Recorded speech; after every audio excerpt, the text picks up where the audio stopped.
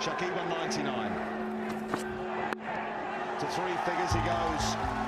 বাংলাদেশ জাতীয় ক্রিকেট দলের অলরাউন্ডার সাকিব আল হাসানের বিরুদ্ধে শেয়ারবাজার কেলেঙ্কারি সহ 6 অভিযোগ অনুসন্ধানের জন্য দুর্নীতি দমন কমিশনে আবেদন করা হয়েছে। বুধবার দুদকের প্রধান কার্যালয়ে সংস্থাটির চেয়ারম্যান বরাবর সুপ্রিম কোর্টের আইনজীবী ব্যারিস্টার মিনহালুর রহমান নাওমি ওই আবেদন করেন। আবেদনে তিনি শেয়ারবাজারে কেলেঙ্কারি, নিষিদ্ধ জুয়া ব্যবসা ও জুয়া প্রতিষ্ঠান সম্পৃক্ততা, স্বর্ণ চোরাচালান, প্রতারণার মাধ্যমে কাকড়া ব্যবসায়ীদের অর্থ আত্মসাৎ, ক্রিকেট খেলায় দুর্নীতি ও নির্বাচনের হলফনামায় সম্পদের তথ্য গোপনের অভিযোগ আনেন সাকিব আল হাসানের বিরুদ্ধে। ক্রিকেটার সাকিব আল হাসান বর্তমানে জাতীয় দলের হয়ে টেস্ট খেলতে পাকিস্তানে অবস্থান করছেন। তার বিরুদ্ধে ঢাকার আদাবর থানায় একটি হত্যা মামলা দায়ের করা হয়েছে। কোটা সংস্কার আন্দোলনে গার্মেন্টস কর্মী রুবেল হত্যার ঘটনায় আওয়ামী লীগের সাবেক সংসদ সদস্য সাকিব সহ প্রায় শতাধিক ব্যক্তিকে সে মামলায় আসামি করা হয়েছে।